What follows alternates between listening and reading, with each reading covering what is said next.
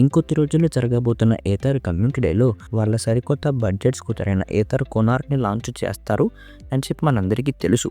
And ఆ scooter ఎట్లా ఉండబోతోంది, ఫీచర్లు ఎట్లా ఉంటాయని చెప్పి ఈ పాత వీడియోలో ఒకసారి నేను చెప్పాను. కానీ ఏథర్ కొనార్క్తో పాటు ఇంకొన్ని ఫీచర్లు కూడా లాంచ్ చేయబోతున్నారు. అండ్ ఇవి నా ఆశలు, నా కోరికలు, ఈ ఫీచర్లు తెస్తే బాగుండు అనే విషయాలు అనమాట. మీకు కూడా ఈ పాయింట్స్ వ్యాలిడ్గా అనిపిస్తే కమెంట్స్లో తెలియజేయండి. ఏథర్ వాళ్ళ కూడా ఒక మెట్రిక్లో ఉంటుంది ఈ ఫీచర్ గురించి ఎంత డిమాండ్ ఉంది, ఎంతమందికి కావాలి అని చెప్పి. అలాగే మీ సూచనలు కూడా కమెంట్స్లో తెలియజేయండి. ఇప్పుడైతే స్టార్ట్ చేద్దాం. సరే, ఇప్పుడు ఫస్ట్ అయితే స్కూటర్ల గురించి చూద్దాం. ఫస్ట్, ఒక ఆన్బోర్డ్ ఏసీ డీసీ ఛార్జర్ ప్రతి ఏథర్ స్కూటర్లో రావాలి. ఇప్పుడు రాబోతున్న ఏథర్ కొనార్క్లో ఒక ఆన్బోర్డ్ ఛార్జర్ రాబోతోంది.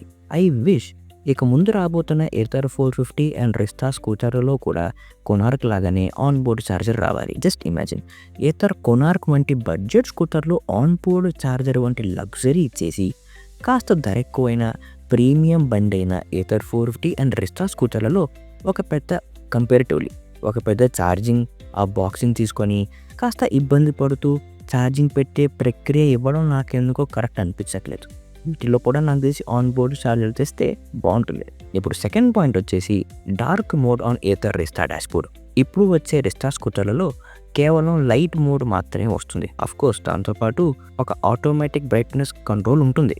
అయినా కూడా రాత్రి వేళ ఆ లైట్ మోడ్ కాస్త బయటగానే అనిపిస్తూ ఉంటుంది, కాస్త ఇబ్బందికరంగా ఉంటుంది. అంటే మనం 2026లో చీకటి పడితే ఫోన్లోనే డార్క్ మోడ్ వాడతాం. అట్లాంటిది స్కూటర్లో కూడా డాష్బోర్డ్ ఇస్తే డెఫినెట్లీ ఉపయోగపడుతుంది. అండ్ థర్డ్ది, క్రూజ్ కంట్రోల్ని ఆప్షనల్గా ఇవ్వాలి. నాకు తెలుసు కేవలం ఏథర్ 450Xలో మాత్రమే క్రూజ్ కంట్రోల్ ఒక ఎక్స్క్లూజివ్ ఫీచర్గా ఇస్తానని చెప్పి ఐఎమ్ ఓకే విత్ ఇట్. దాని గురించి నాకు ఎటువంటి కంప్లైంట్స్ లేదు. కానీ వాట్ ఇఫ్ క్రూజ్ కంట్రోల్ని రిస్టా స్కూటర్లలో ఆప్షనల్ ప్యాకేజ్గా ఇస్తే, అంటే స్కూటర్ కొంటున్నప్పుడు స్కూటర్ ధర, ప్రో ప్యాక్తో పాటు క్రూజ్ కంట్రోల్కి ఒక ఎక్స్ట్రా కాస్ట్. ఎందుకంటే క్రూజ్ కంట్రోల్కి కొన్ని ఎక్స్ట్రా హార్డ్వేర్ కావాలి, అది రిస్టాలో బై డిఫాల్ట్ రాదు. సో ఆ ఫీచర్ కావాలి అన్న వారికి ఎక్స్ట్రా పే చేయండి, ఆ ఫీచర్ ఇస్తాం. వద్దా, సరే ఓకే, ఆ ఆప్షన్ ఇస్తే ఎంత బాగుంటుంది. అండ్ ఫోర్త్ పాయింట్ వచ్చేసి ఫోన్ ఛార్జింగ్ పెట్టుకోవడానికి ఒక యూఎస్బి ఛార్జింగ్ సాకెట్. ఇది ప్రీమియం ఫీచర్ కాదు అని నాకు తెలుసు. It's more of a utility feature. Regular కమ్యూట్స్కి, అంటే 50-60 కిలోమీటర్ల లోపు చేసే కమ్యూట్స్కి ఫోన్ ఛార్జింగ్ పెట్టుకునే అవసరం కూడా రాకపోవచ్చు. ఇంకా చెప్పాలంటే అసలు ఏథర్ 450 అండ్ రిస్టా స్కూటర్లలో డాష్బోర్డ్ నావిగేషన్ కూడా ఉంటుంది కాబట్టి అసలు ఆ స్కూటర్లలో ఫోన్ ఛార్జింగ్ సాకెట్ అక్కడే లేకపోవచ్చు. కానీ ఏథర్ కొనార్క్ అనేది ఒక budget scooter, touch TFT display లేకుండా వస్తుంది కనుక ఆ బండిలో ఫోన్ ఛార్జింగ్ సాకెట్ ఉపయోగపడచ్చు. అండ్ ఫిఫ్త్ది, ఏథర్ ఏపెక్స్ని మళ్ళీ ప్రీమియం బండిగా చేయాలి. ఏథర్ ఏపెక్స్ ప్రీమియం స్కూటర్గా ఉండేది. ఆ స్కూటర్తో ఇదివరకు స్పెషల్ ఎడిషన్ హెల్మెట్ వచ్చేది, ఒక స్పెషల్ ఎడిషన్ కీచైన్ వచ్చేది, warp plus riding mode, cruise control and magic twist వచ్చేది. కానీ ఇప్పుడు కేవలం ఆ apex looks and warp plus riding mode మాత్రమే. ఏథర్ ఏపెక్స్ అనేది ఐఫోన్లలో ప్రో మ్యాక్స్ వంటిది. It deserves either larger battery లేదా కొన్ని ఎక్స్క్లూజివ్ ఫీచర్ ఆ స్కూటర్కి మాత్రమే.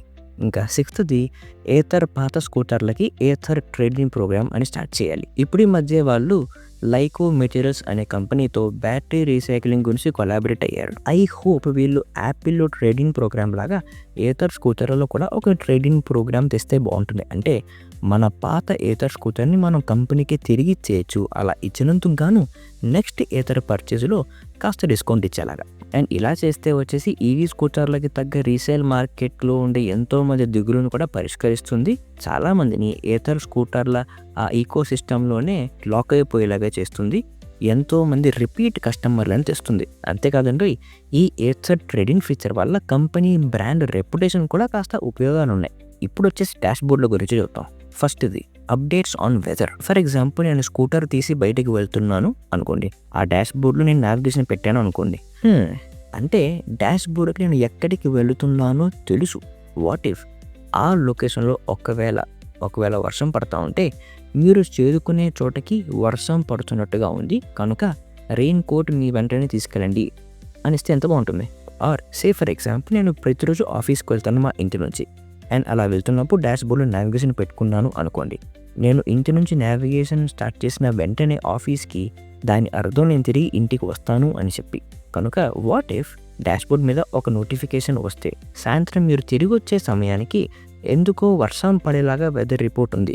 సో, మీ చేతిలో ఒక రెయిన్ కోట్ క్యారీ చేసుకోండి అని ఇస్తే ఎంత బావుంటుంది. ఆర్ ఈవెన్ అది హిల్ స్టేషన్ అయినా లేదా చలికాలం అయినా స్వెటర్ తీసుకెళ్ళండి అని చెప్తే ఇట్స్ గోనా బి కూల్ కదా! అర్థమైందా నేను చెప్పింది? And second, automatic charger suggestion. Raptee EV వచ్చేసి వాళ్ళ బైక్‌లో ఈ ఫీచర్‌ని ఇంప్లిమెంట్ చేశారు. అంటే ఏంటంటే, ఎప్పుడన్నా లో ఛార్జ్‌కి వస్తే ఒక పాపప్ వస్తుంది. మీ బైక్‌లో ఛార్జ్ తక్కువుంది. ఈ లొకేషన్ నుంచి దగ్గరలో ఉండే ఫాస్ట్ ఛార్జర్‌కి నావిగేషన్ పెట్టమంటారా అని చెప్పి.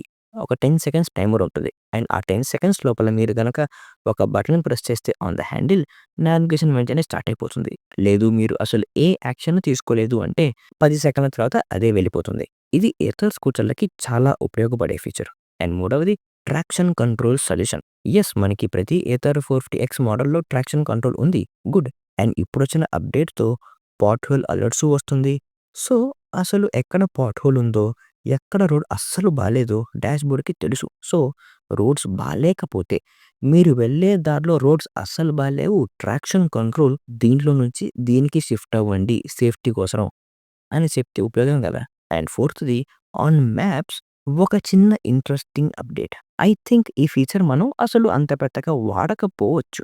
ఎప్పుడన్నా ఒక లాంగ్ రైడ్ ప్లాన్ చేసుకున్నా, లేదా ఒక పర్టిక్యులర్ సామాను కొనాలి అని చెప్పి మీరు షాపు తిరిగి ఎన్నో వీధులు తిరుగుతూ ఉండగా వెతుకుతూ కాస్త ముందుకెళ్ళిపోయారు.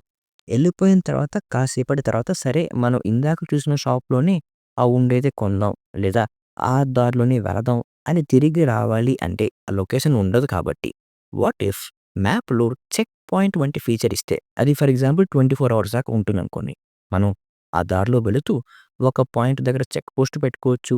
తిరిగి అదే పాయింట్‌కి రావాలి అంటే ఆ చెక్ పాయింట్స్‌లో ఉంటుంది. అండ్ ఇది ఫర్ ఎగ్జాంపుల్ 24 అవర్స్ విండోలో ఉంటే, ఒక రోజులోపు అదే పాయింట్‌లోకొచ్చి మనం కావాలంటే లొకేషన్ పెట్టుకోవచ్చు. అండ్ ఇప్పుడొచ్చేసి వీళ్ళ ఫాస్ట్ ఛార్జింగ్ గ్రిడ్ గురించి మాట్లాడదాం. ఒకటి, ఎన్నో చోట్ల బెంగుళూరులో ఇంకా ఫాస్ట్ ఛార్జర్‌లు రావాల్సిన అవసరం ఉంది. ఎస్పెషల్లీ ఔటర్ రింగ్ రోడ్‌లో. ఇక్కడోసారి మీరు యాప్‌లో చూస్తే గనక ఈ సిల్క్ బోర్డ్ జంక్షన్ నుంచి ఐటీపీఎల్ జంక్షన్ దాకా రెండే స్పాట్లున్నాయి for fast charger. And this is a huge traffic place. అంతా వన్ వేనే. అఫ్‌కోర్స్ దారిలో అక్కడక్కడ యూటర్న్స్ ఉన్నాయి గానీ, ఎంతో దూరం వెళ్తే గానీ ఆ యూటర్న్ రాదు. ఛార్జ్ తక్కువున్నప్పుడు ఆ ఫ్లైఓవర్లు, అండర్ పాస్ దాటుకొని రావాలి. ట్రాఫిక్ ఫ్లో ఉండే చోటు కాబట్టి మరీ స్లోగాను వెళ్ళలేం. ఒక స్పీడ్ కాస్త మెయింటైన్ చేయాలి సేఫ్టీ కోసరం. అంత పెట్టుకొని లో ఛార్జ్‌లో చార్జర్ దాకా తిరుక్కొని రావాలంటే చాలా కష్టం. అక్కడికి మీరు చేరుకున్నా కూడా ఆల్రెడీ అక్కడుండే చార్జర్ల దగ్గర కనీసం ఒక స్కూటర్ అయినా ప్లగ్గించేసి ఉంటుంది. అది పోగా అట్‌లీస్ట్ ఒక 2 స్కూటర్లు దాని తర్వాత ఛార్జింగ్ పెట్టుకోవడానికి వెయిట్ చేస్తూ ఉంటాయి. మీకు నా కలలో బాధ, నొప్పి కనబడతా ఉందంటే ఆ రోడ్‌లో నాకు చాలా ఎక్స్‌పీరియన్సెస్ అయినాయి. అందుకని.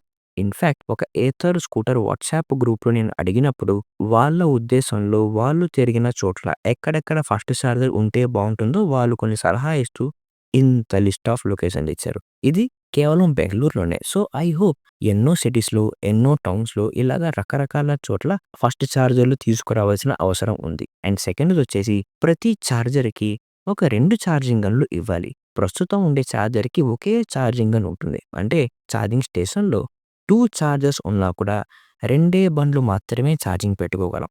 అదే ప్రతి మెషిన్‌కి 2 గన్‌లుంటే 4 బండ్లు ఛార్జింగ్ పెట్టుకోవచ్చు. అండ్ దీని గురించి ఒక చిన్న థాట్ ఎక్స్‌పెరిమెంట్ చేద్దాం. మీరు లో ఛార్జ్‌లో ఛార్జింగ్ స్టేషన్‌కి వెళ్లారు. 2 ఛార్జర్‌లున్నాయి. రెండే గన్‌లున్నాయి. రెండే స్కూటర్లు ఉన్నాయి అక్కడ ఛార్జింగ్ అవుతూ. ఆ 2 స్కూటర్లలో ఏదో ఒక బండి వేకెంట్ అయితే మీరు ఛార్జింగ్ పెట్టుకోవచ్చు. కానీ 2 గన్‌లే ఉన్నాయి కాబట్టి ఆ 2 బండ్లలో ఏ బండి త్వరగా ఛార్జింగ్ అయిపోయి ఇస్తుందో, ఫర్ ఎగ్జాంపుల్ 30 మినిట్స్ అనుకుందాం. అదే 2 ఛార్జర్‌లు 4 బండ్లు ఛార్జింగ్ పెట్టుకోవచ్చు అనే వెసులుబాటు ఉంటే, ఆ 4 బండ్లలో ఒక బండికి వేగంగా ఛార్జ్ అయిపోయి తిరిగొచ్చేస్తుంది. మనకి స్పేస్ వస్తుంది అనే ప్రాబబిలిటీ ఎక్కువుంటుంది.